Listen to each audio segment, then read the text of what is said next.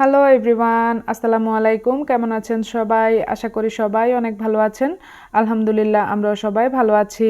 নতুন আরেকটি ব্লগ ভিডিওতে নাইমস ব্লগে আপনাদের সবাইকে ওয়েলকাম জানাই। আজকে ভিডিওটা বিকেল থেকে শুরু করেছি। এখন তো আমি রান্নাবান্না করি না, আম্মুই করে। তো সেই জন্য বিকেলবেলা হাঁটতে বেরিয়েছি। ভাবলাম যে এখান থেকে একটু ভিডিও করে আপনাদের মাঝে শেয়ার করি।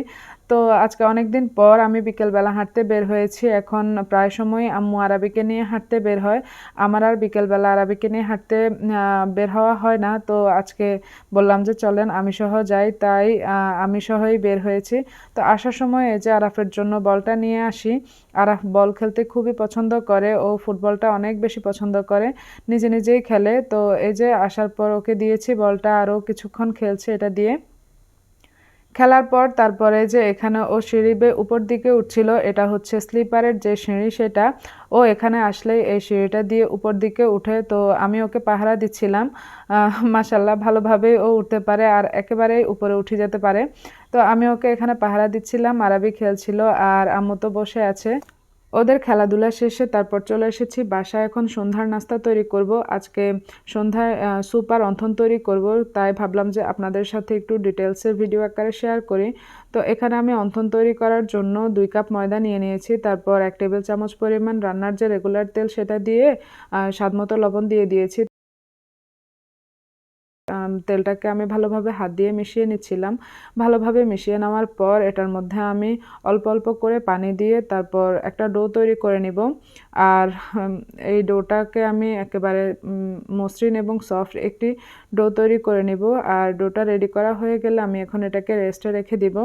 আর স্যুপ তৈরি করার জন্য এখানে আমি প্যাকেটের যে স্যুপ, থাই স্যুপটা পাওয়া যায় সেটা দিয়ে দিয়েছি একটা। তারপর এটার মাঝে আমি পরিমাণ মতো পানি দিয়ে দিব। এখানে কাপ 2.5 কাপ থেকে বেশি হবে, প্রায় 3 কাপের মতো পানি আছে, বড় যে কাপগুলো আছে সেটার। তো দিয়ে দেওয়ার পর এটাকে আমি চুলায় জাল করতে বসিয়ে দিয়েছি আর দিয়ে দিয়েছি 1 টেবিল চামচ পরিমাণ চিনি। তারপর খোসা ছাড়িয়ে রাখা কিছু চিংড়ি মাছ দিয়ে দিয়েছি এর মাঝে। তারপর এখানে সিদ্ধ করে রাখা মাংস দিয়ে দিচ্ছি। দিয়ে দেওয়ার পর এটাকে ভালোভাবে মিশিয়ে নিচ্ছিলাম আর আমি এটাতে স্বাদমতো কিছুটা লবণ দিয়ে দিয়েছি অল্প করে। তারপর এটাকে আমি জাল করতে বসিয়ে দিয়ে এখন কর্নফ্লাওয়ারের যে মিশ্রণ সেটা তৈরি করব। 1 কাপ পানিতে 2 টেবিল চামচ পরিমাণ কর্নফ্লাওয়ার দিয়ে এটাকে আমি ভালোভাবে গুলে নিব। তারপর এই যে দেখতে পাচ্ছেন স্যুপের মধ্যে বলক উঠে গিয়েছে, এটাকে আমি অনেকক্ষণ পরিমাণ মানে অনেকক্ষণ ধরে জাল করে নিয়েছি। তারপর কর্নফ্লাওয়ার গুলানো যে পানি সেটা দিয়ে দিচ্ছি আর অনবরত নেড়েচেড়ে তারপর এটাকে আমি মিশিয়ে দিচ্ছিলাম। তারপর এখানে আমি 2 টেবিল চামচ পরিমাণ টমেটো সস দিয়ে দিচ্ছি। সস দিয়ে দেওয়ার পর আর এখানে দিব হচ্ছে 2টা কাঁচামরিচ কুচি। এরপর মিশ্রণটাকে আমি মানে স্যুপটা একেবারে পারফেক্ট ঘনত্বে আসা পর্যন্ত এটাকে আমি জাল করে নেব। স্যুপটা তৈরি হয়ে যাওয়ার পর এটাকে আমি নামিয়ে নিয়েছি আর এখানে অন্থনগুলো এখন তৈরি করে নিব।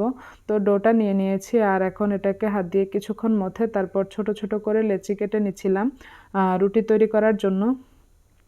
আর এগুলো দিয়ে আমি ছোট ছোট রুটি তৈরি করে তারপর অন্থন তৈরি করব। আমার আজকের ভিডিওটি যদি আপনাদের কাছে ভালো লেগে থাকে তাহলে প্লিজ একটি লাইক দিয়ে দিবেন। আর প্রথমবারের মতো যদি আমার ভিডিও দেখে থাকেন তাহলে প্লিজ আমার চ্যানেলটি সাবস্ক্রাইব করে নেবেন। আর আমার ভিডিও আপনাদের কাছে কেমন লেগেছে সেটা অবশ্যই কমেন্টস করে জানাবেন। এতে করে আমি অনেক বেশি অনুপ্রাণিত হব নতুন নতুন ভিডিও তৈরি করার জন্য। তো এই যে দেখতে পেরেছেন আমি কিভাবে অন্থন তৈরি করে নিয়েছি, ছোট ছোট রুটি তৈরি করে তারপর এর মাঝে পুর দিয়ে অন্থনের শেপ দিয়ে দিচ্ছি। আর সামনের দিকে আমি একটু লম্বাটে করে দিচ্ছিলাম দেখা সৌন্দর্যের জন্য।